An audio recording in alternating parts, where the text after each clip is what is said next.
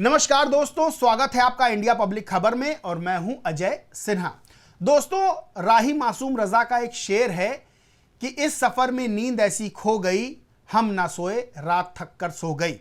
दोस्तों, आप लोग जब सफर पे निकलते होंगे, जब हाईवे पे निकलते होंगे अपनी गाड़ी से, तो आप लोगों को एक सुखद अनुभूति होती होगी, यानी एक बढ़िया एहसास होता होगा। लेकिन सोचिए कि जब आप सफर पर निकल रहे हैं और आपका सामना गड्ढों से हो जाए तो वो सफर फिर सफर बन जाता है, यानी आप उस सफर को सफर करने लगते हैं और आपकी कमर जवाब दे जाती है। कुछ ऐसा ही हुआ शेखर सुमन के साथ। बॉलीवुड के बड़े कलाकार हैं शेखर सुमन। वो लखनऊ से कानपुर जो है जा रहे थे और इस दौरान इतने गड्ढे मिले कि शेखर सुमन को यह कहना पड़ गया कि पता नहीं बचूंगा या नहीं बचूंगा। दरअसल दोस्तों, शेखर सुमन को लखनऊ से कानपुर एक कार्यक्रम में जाना था। वो लखनऊ से कानपुर बाय रोड गए और इस दौरान उनको इतने गड्ढों का सामना करना पड़ा कि उन्होंने एक बयान जारी कर दिया।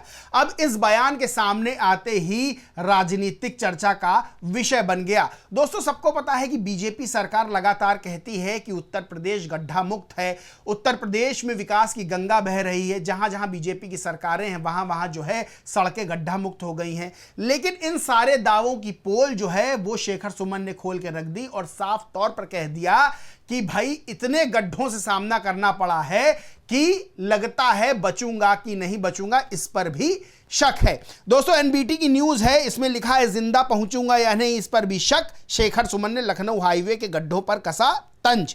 वहीं शेखर सुमन ने अपना दर्द बयां करते हुए लिखा कि इंडिगो से यात्रा करने के बाद जब आप लखनऊ से कानपुर तक सड़क से यात्रा करते हैं तब आप अपनी जिंदगी में किसी भी चुनौती को स्वीकार कर सकते हैं। उन्होंने कहा कि डर इस बात का सता रहा है कि वापस इसी सड़क से लखनऊ जाना है और पता नहीं जिंदा बचूंगा या नहीं।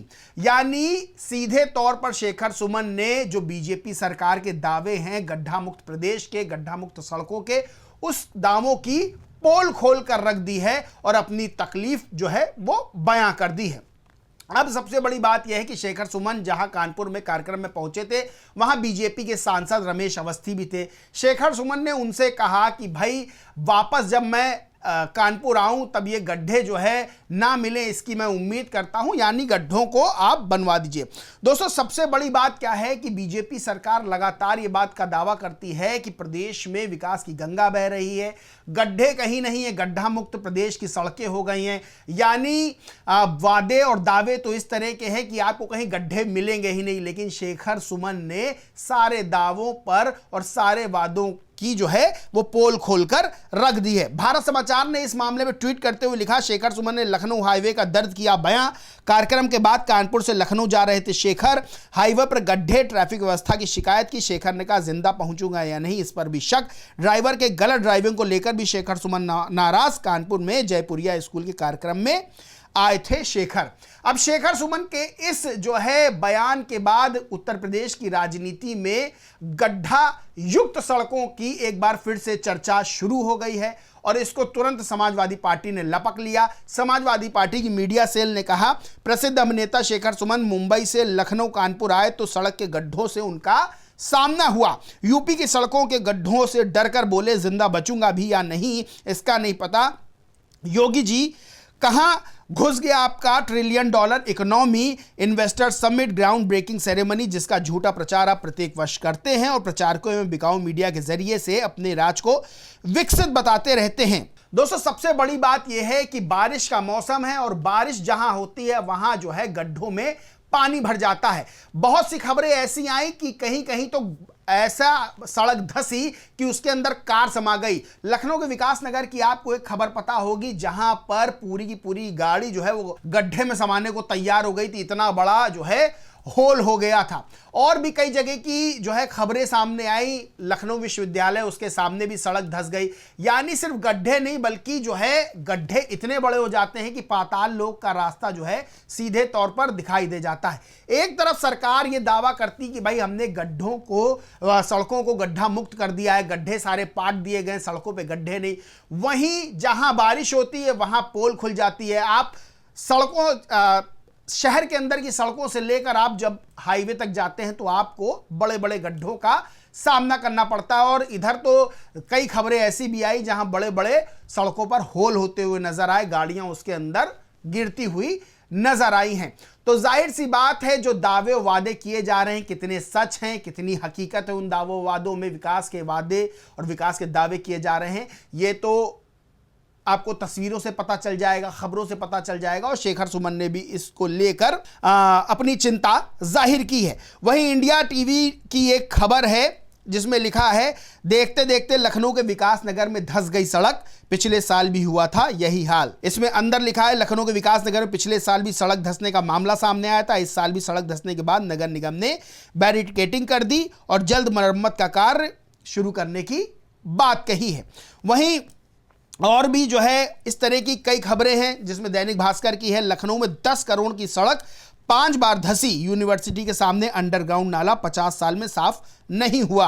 अमर उजाला खबर है कि धंसी सड़क का काम 1 सप्ताह बाद होगा। द संदेश वाहक है, उसने लिखा है, खोखली हो चुकी है लखनऊ की सड़कें, 7 महीने में 5वीं बार धंसी सड़क। वहीं हिंदुस्तान खबर है, लखनऊ में फिर धंसी सड़क, यूनिवर्सिटी के सामने बारिश से बीच रोड पर हुआ 20 फीट का गड्ढा। इस तरह की तमाम जो है खबरें आप देखेंगे जहां शहर के अंदर जो है सड़कें धंसने का मामला सामने आया है। गड्ढों का मामला तो जो है, सड़कों पर गड्ढों का मामला तो बारिश जैसे ही आती है वैसी खबरें सामने आने लगती हैं कि जगह जगह सड़कों पर गड्ढे हो गए, जगह जगह लोग गड्ढों में जो है गिर रहे हैं।